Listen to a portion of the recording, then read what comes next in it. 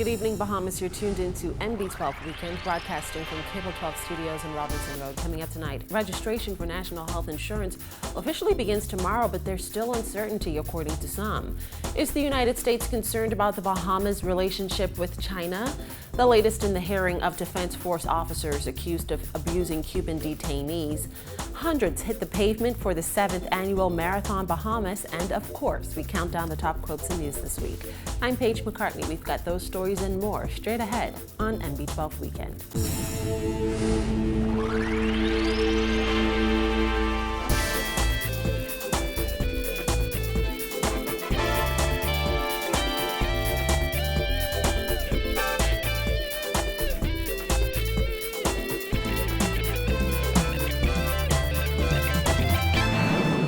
Welcome once again to MB12. Tomorrow marks the first official day of registration for the government's new universal health scheme. But even up to last week, stakeholders continue to raise questions about how the costly program will be implemented and how it will affect both private and public health care locally. Earlier this week, the Bahamas Insurance Association said its members have refused to provide government with critical data on their clients. That data would help government and its partners determine a specific cost for national health insurance. While Tall Pines MP Leslie Miller, who is in full support of NHI, is crying shame on private insurers for withholding that information and says they're only out for themselves.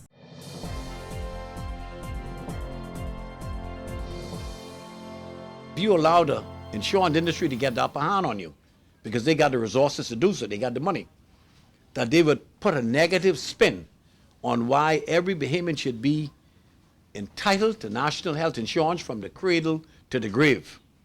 And he said that every country in the world that this has been done, you had a fight against the big boys, which is the insurance industry. But he also said that in every country where the insurance industry became involved, the cost was prohibitive. The insurance industry is telling us that without them running this, it's going to be prohibitive. I don't believe a damn word they say. And I say again to the Kufamani, whatever the hell he name, and his wife who has your newspaper to write in, and I ain't ready for you. There's a place and there's a time.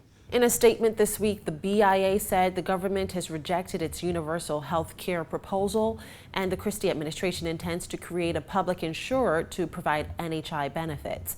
The association claims this would just result in the creation of another loss-making public institution that will burden the Bahamian taxpayer. But Miller insists the plan is the best way to solve the high healthcare crisis in the country, and private insurers are upset because government is implementing something that will ultimately affect their bottom lines. The problem he has is they want to tell the government what to do. And because the government isn't going with their plan, they're accusing government of not being fair, and the government don't know what it's doing because they want the government to implement their plan instead of the plan for the people. Well, listen, in Nigeria, what health plan they got? They got none.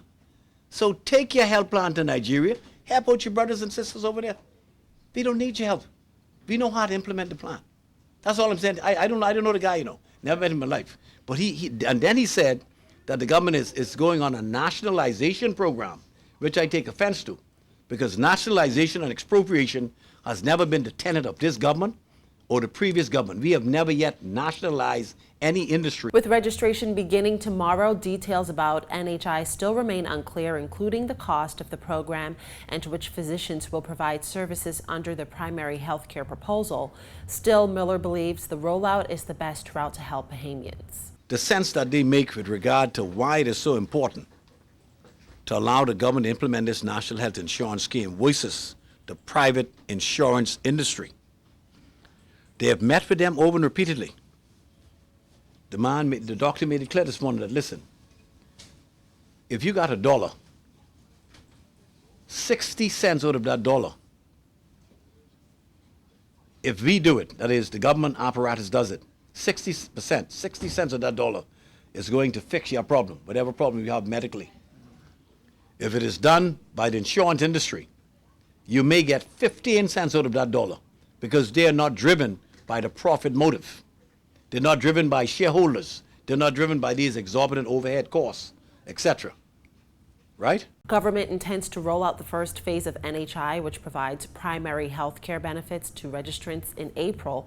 President of the BIA, Emmanuel Kamalafe, has said that he still believes the April deadline is feasible if all stakeholders put in overtime and work together to make it happen. The private sector has opined a lack of consultation between the NHI task force and its representatives. While Democratic National Alliance leader Branwell McCartney said the Christie administration has once again put the cart before the horse. He's the latest to question the legality of NHI registration since there's no legislation in place to govern the process. Again, this is another mess up by the government, unfortunately.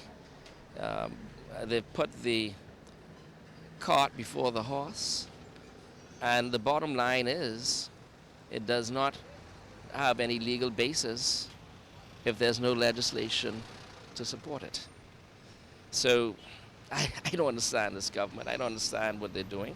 For all the political and governmental experiences government's supposed to have, they're a complete disaster. McCartney also charged that government hasn't been transparent enough on this issue. This is something that ought to happen, but there's uncertainty as to who's going to be covered, how is it going to be covered, where's the money's coming from, how much it's going to cost. We know that the facilities are not up to standard as yet, so it's very, very concerning in that regard. But again, this is typical PLP and their governance. I think we need to be in a position. There ought to be more transparency in what's going on, and that's not happening. Anyone could see that. And for the life of me, I don't understand why the government just won't tell us what needs to be, or what they're doing. But the start of the registration process for NHI is nothing to get too worked up over, as the public will simply be signing up with the National Insurance Board, according to Gowan Bowe, a partner at PricewaterhouseCoopers. That's the company that's been tasked with determining a final cost for NHI. Bowe explained when it comes to critiquing aspects of the scheme, there are much bigger issues to worry about than the start of registration, such as how much the plan is going to cost. Here's Dana Smith. Amid questions over the legality of Monday's NHI registration, given the lack of legislation to govern it, Bowe said there's really no need to get too excited about it, as it's only an initial information gathering phase. In reality, does registration make a difference? I think we don't need to get too excited about registration because it is only your national insurance card, and some persons already have it. So from that perspective, I would call that information gathering, if you will, because that's the exercise of determining who is eligible by virtue of residency, by virtue of their legal right to reside in the Bahamas, by virtue of their nationality and work status. So from that perspective, if all I'm doing is giving you information, then my only concern there is data protection. So if the registration process, as has been outlined so far, is simply getting my national insurance card that already is information national insurance is privy to, then that doesn't excite me in any great deal. Bowe said the key outstanding issue is how much NHI is going to cost. PricewaterhouseCoopers has been tasked by government to vet the SANHS proposal for NHI. According to the Bahamas Insurance Association, it was asked to provide data to permit PwC to estimate the cost of the primary care phase of the scheme, but its members have refused to do so. Referring to this, Bowe said stakeholders need to understand that we're all in this together. The biggest deficiency is understanding that all of us are in this together.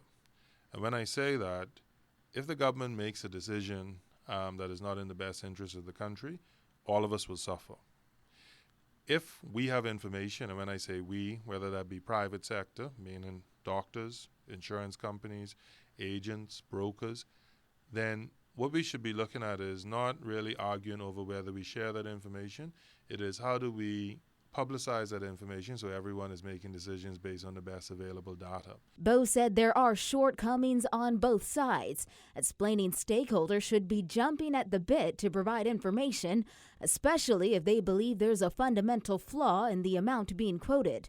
and government should be more transparent in terms of sharing information with stakeholders, especially when it comes to the public. Baha said the Christie administration has to make sure people have an understanding of where it's going and how it's going to get there. The government has to appreciate that the days of saying, trust me, I know what's best for you, are long gone. The educated masses or the educated public is the majority. May not be tertiary, may not be master's and doctorate degrees, but persons are far more educated than they were 50 years ago. And so now persons want information. And I always say, even with all of the discussions I have, put the information out there, and if people don't read it, then shame on them. The National Insurance Board has been tasked with registering people for NHI. That process will begin on Monday. Reporting for NB12 Weekend, I'm Dana Smith. Well, shifting gears, with Baha Mar currently in receivership under China Exim Bank and the Point under construction next to the Hilton and owned by the China Construction America Company, many have questioned the depth of the relationship between the Bahamas government and the People's Republic of China.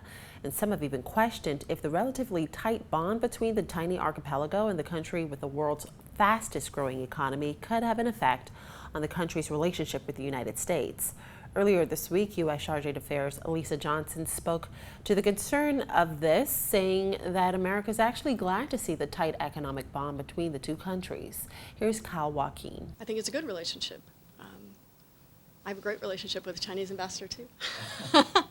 No, I mean, people often ask, are you concerned about Chinese investment in the Bahamas? And I say, why would we be? No. Whether it be the construction of roads, buildings, or education, the involvement in Bahamian business on the part of the People's Republic of China has undoubtedly grown over the past 2 years. Chinese restaurants and markets could be found in just about every neighborhood.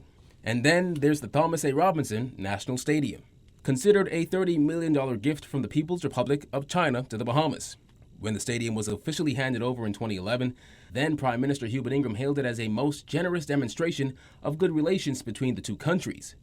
The relationship has grown so much now that every year dozens of Bahamian students travel to China on scholarship for university.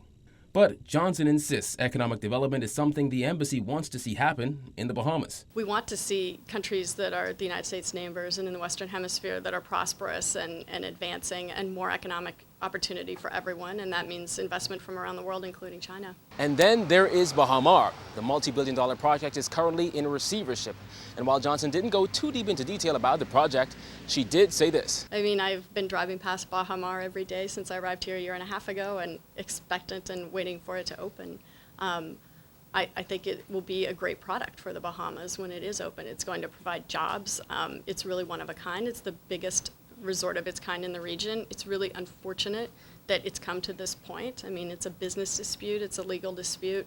I can't comment on any particular side of the dispute, but the United States shares the interest of the Bahamian government in seeing Baha Mar open in the earliest possible time. Several eyebrows were raised after it was announced that China Construction America would own and build the Point, a luxury extension of the British colonial Hilton, especially because it came not long after Baha Mar's Chapter 11 bankruptcy filing in Delaware. China State Construction Engineering Corporation was the lead contractor for Baha Mar. CCA is a subsidiary of that contractor. And 1 year later, Baha Mar remains at a standstill, awaiting a new owner. Johnson said if there's anything the U.S. Embassy is concerned about in the Bahamas, it's crime and illegal migration. Well, these things kind of fit in the crime package. Illegal immigration. I know Bahamas has its challenges with illegal immigration, so does the United States. I mean, we're probably the first ones to say we have huge problems with our borders.